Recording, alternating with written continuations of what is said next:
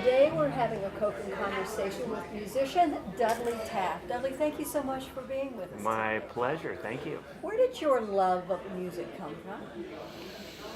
Oh boy, there was a lot of music in my house growing up. My dad plays Dixieland banjo Ah, and plays the piano. And I have a very vivid memory of being in kindergarten.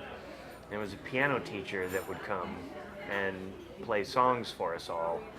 And I would always request Somewhere Over the Rainbow. And she'd like roll her eyes, okay, I'll play for you. But I just thought it was the coolest song because it had a wonderful melody, but it also in my mind, it was a little bit of science fiction, sort of somewhere up there over the rainbow. And, I just thought that was super cool. So, I don't know, songs were really important to me. Growing up, I tried to play the piano, took lessons, and I got really frustrated reading music. That just wasn't any fun. So, did you teach yourself guitar? I took lessons to get started, and a guy kind of showed me, here's how do, re, mi, fa, sol, la, ti, do, and music theory works in a general way, and then I just kind of went for it. Yeah, I'd hear stuff on the radio or, records that I had. I'd want to sound like them, so I had to develop my own vocabulary as a guitar player just by listening and imitating and then doing things wrong, which became the way that my voice essentially. Do you have a favorite type of music?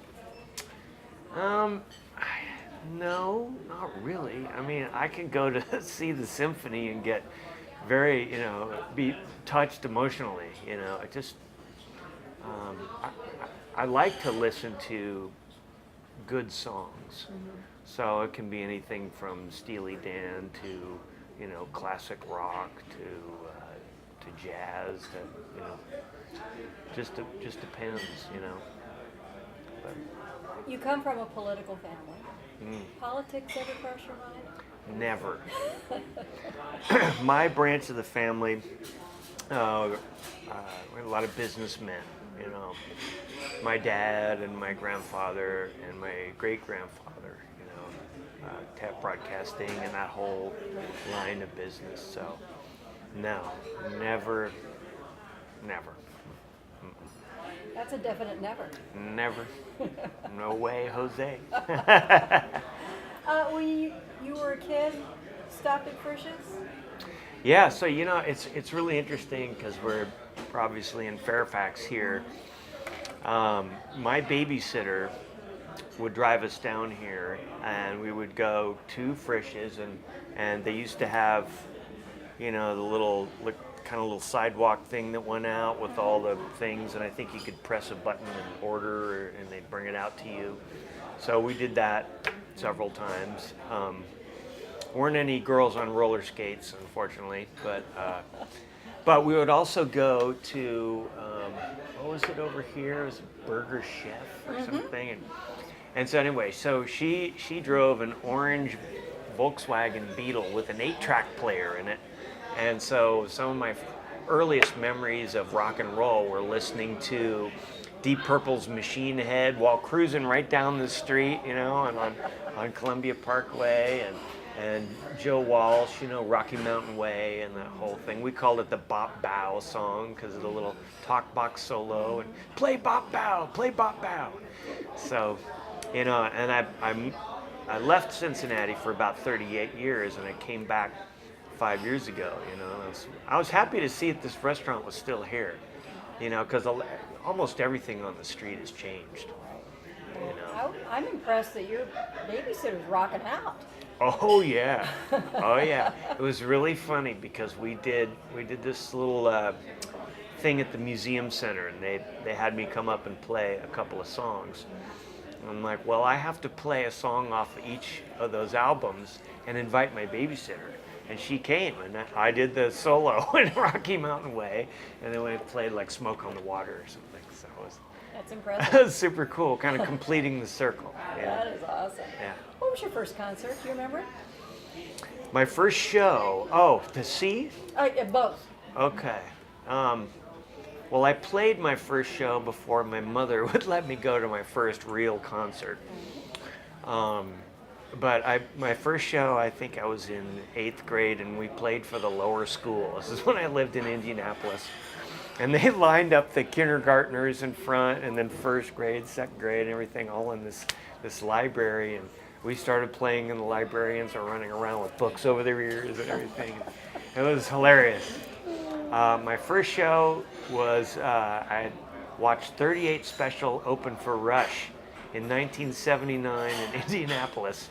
Speaking of concerts, you have a concert coming up later on this month at 20th Century. Talk a little bit Yeah, about that. yeah, I'm really excited. So, moving here, I moved a little bit in the past couple of years. Lived in Seattle for a long time, and I established myself as a musician there. People knew me and everything. Then I lived in North Carolina for 2 years, and I worked really hard to play all the clubs and get out there. And then my girls didn't like it there, and they wanted to move to Cincinnati. So okay. So after I moved here, I was kind of tired of, oh my God, I got to go play all the clubs again. So I actually got to know a couple of guys that play around here. So I jump up on stage with them, and then I thought, let's get 4 of us together. And so we did this thing called the Four Aces at the Madison Theater a couple of times. And so I'm hoping that enough of their fans know about me now that I can take a chance and play the 20th Century Theater with one of the other guys, to kind of like prop it up, And I really don't want to play every weekend. I want to play, 3 or 4 times a year here and play a cool show. And I like playing bigger stages. I play in Europe a lot. I play headline festivals and play big clubs, and so I wanted to try to do that here, and I was looking for a side door. So hopefully this will work out. I'm really excited about it. It's going to be a lot of fun. That's great. What are we going to hear? Well, you're going to hear a lot of original blues rock.